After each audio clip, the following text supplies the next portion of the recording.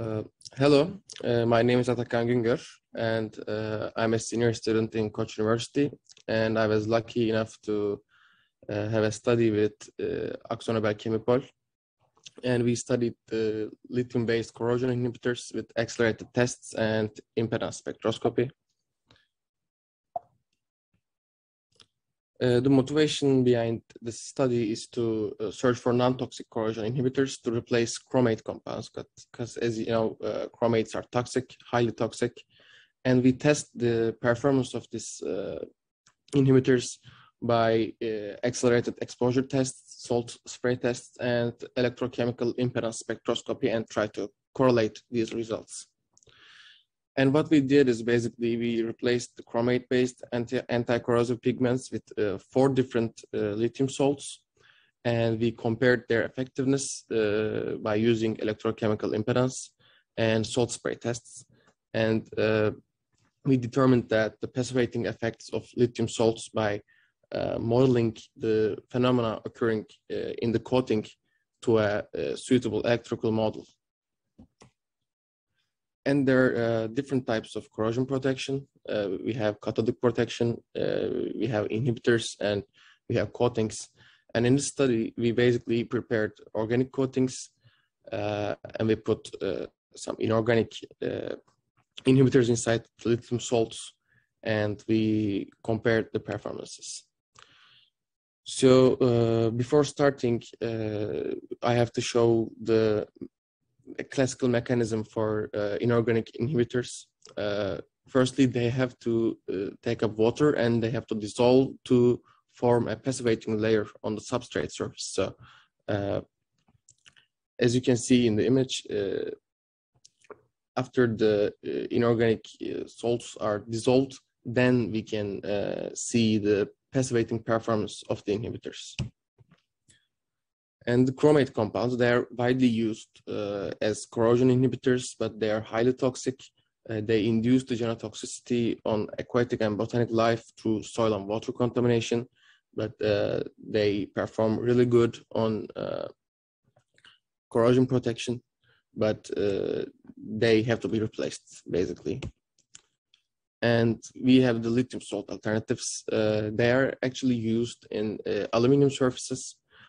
For corrosion protection, it's known that they can passivate the aluminum surface, and they have much lower health and environmental risk when compared to chromate compounds. So what's impedance? Impedance is actually the resistance of the system to alternating current. So we have to measure this impedance. We simply measure it by applying alternating current and reading out the response of the system. And the response will also be a sinusoidal wave like the AC, but it will be with a phase shift. So we prepared different panels, different coatings, and you can see in the graph we have chromate-free pigment panel, we have chromated panel coating. We have 4 different lithium salts, and we put 1 commercial pigment in one of the coatings. So when we compare the impedances at low frequencies, we can see that chromate has the best performance, and the chromate-free, the pigmentless one, has the worst performance, and the commercial ones and the lithium salt are spread between these two. And we can correlate these results with the salt spray tests. We conducted 500 hours salt spray test to these panels, and we have seen that the chromate one is the best one, is in the leftmost part, and the chromate-free is the worst one, and the others, we can say that they're in between. So this says that we can correlate the impedance to actual corrosion performance with the salt spray test. And we also conducted another experiment. It's called ACET. It's actually accelerated cyclic electrochemical test. We have 10 different cycles, And in these 10 different cycles, we actually do the same thing over and over. First, we apply direct current. Then we measure the open circuit potential. Then we let the system relax a bit. And then we apply alternating current and we measure the impedance. So left one is with the coating with chromate, and the right one is coating with lithium salt 4. We basically named 1, 2, 3, 4, and it's we are showing the results for the lithium salt 4. As you can see, chromate has a better performance initially when compared to the lithium salt, but as we go through the cycles, we can see that lithium salt maintains its integrity. It still has good impedance, but also chromate and lithium salt, they both degrade over and over the cycles. So this corrosion is actually a phenomena, and we can model it by a simple electrical model.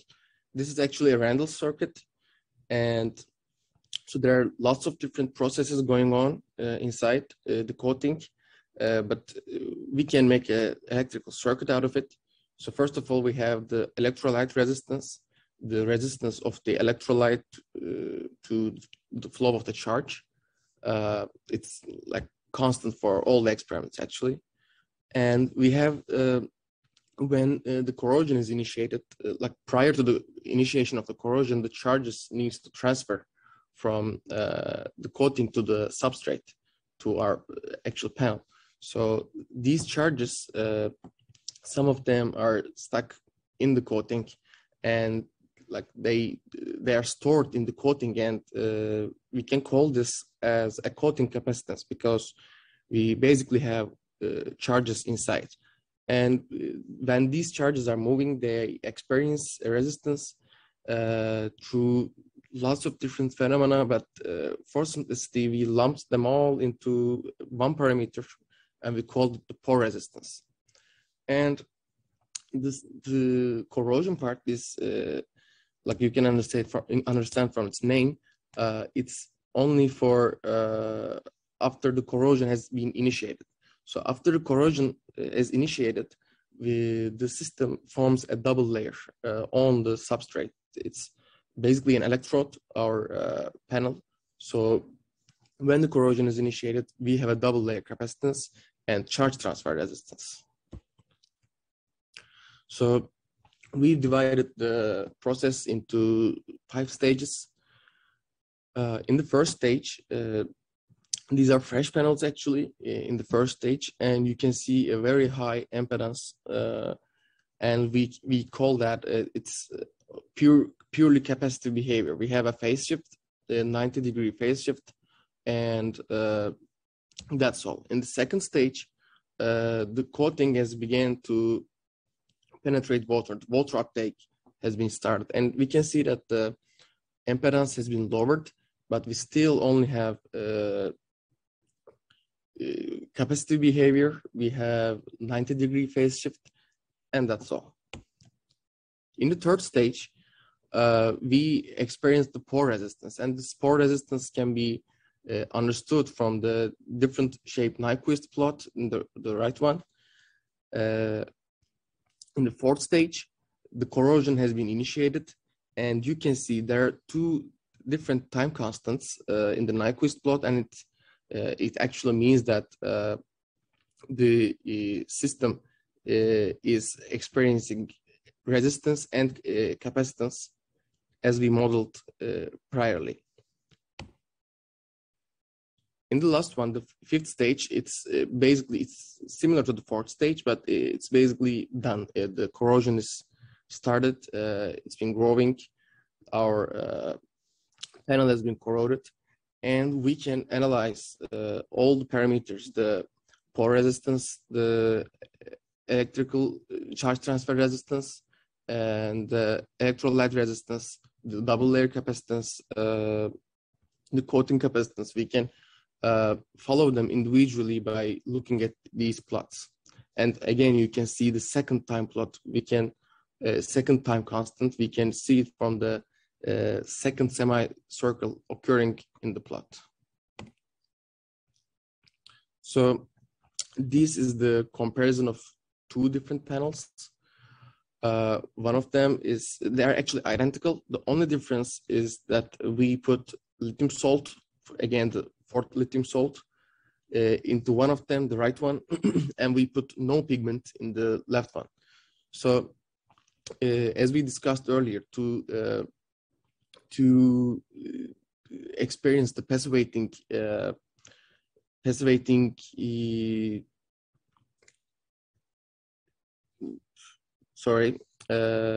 in order to have this inorganic salts to passivate the surface, we need to have the water uptake, and then they will dissolve, and then they will form a layer on the substrate. So initially, the pigmentless has a higher impedance. It says 0 hours. It's 0 hours salt spray test. So they are basically fresh panels. But as we move through 60, 144, and 240 hours, our pigmentless coating has lost its impedance dramatically. But the lithium one has maintained its performance through under 144 hours. But after 240 hours, we see a decrease in the impedance for the lithium salt. So after 240 hours, it's like newly getting corroded. And here you can see the phase shifts. From the phase shifts, you can comment like until 144 hours, we see really similar phase shifts for lithium salt, and for the other one, for the pigmentless one, after 60 hours, the second time constant has, we can see the second time constant, and the corrosion has started. And these are the Nyquist plots, but it's really not so much useful for us when we look at them all together, because they are not logarithmically plotted, and you cannot see the difference. But when you plot them individually, you can see the difference. So as mentioned earlier, when you see the second time constant, you can say, okay, the corrosion has started. So in this, the upper one is the no pigment, and the lower one is the lithium salt. So after 60 hours, the pigmentless one has started the corrosion, and you can see the second time constants. But for the lithium one, up until 144 hours, there's only one time constant, and in the last image, the 240 hours, we actually see the second time constant has been initiated. All right, so we had obtained some experimental data for this modeling. So to be clear about the model A and model B, the model B is actually the circuit we've shown previously, but as I mentioned, we cannot call the double layer capacitance and the charge transfer resistance before the initiation of the corrosion. So the model A is for when the corrosion has not started. So we know that until 244 hours, the corrosion for lithium salt has not initiated. So we don't have values for the others, the double layer capacitance or the charge transfer resistance for lithium salt until 240 hours. So here's a representation of the lithium salt and the pigmentless one.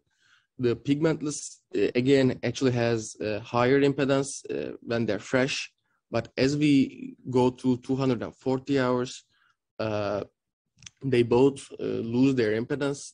Their impedance decrease, but for lithium one, it maintains its integrity until 140 hours. Then it's the corrosion started, but for the pigmentless, it starts all the way and goes down.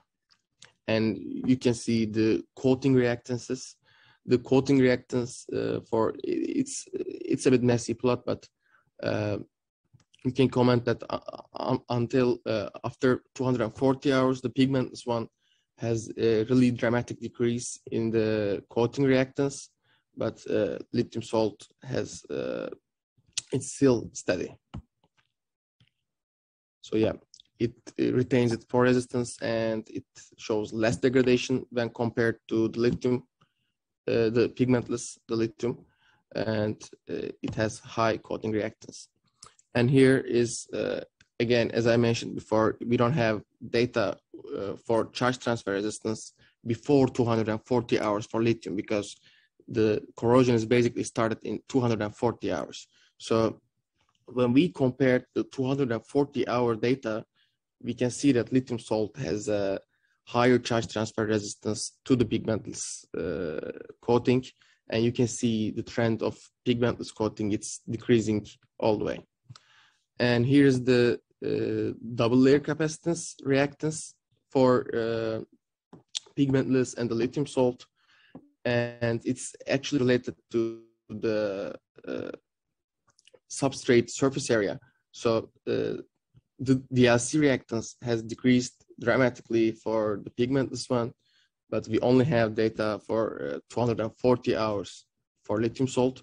And we can see that it has a really high DLC reactance when compared with the 240-hour no pigment one. So to conclude, to sum up, we have seen that lithium-based they are promising. They show good passivating behavior as anti-corrosive pigments, but they are not as good as the chromate ones. But we have also seen a reasonable correlation between electrochemical impedance measurements and salt spray tests. So, you know, basically salt spray tests take lots and lots of time, and finding a correlation between EIS, the electrochemical impedance spectroscopy, and salt spray test can make a huge difference. It's actually a TÜBİTAK project, and it's supported by TÜBİTAK. And thank you for the attention, and thank you for my colleagues for helping us do this project. If you have any questions, I'm glad to answer.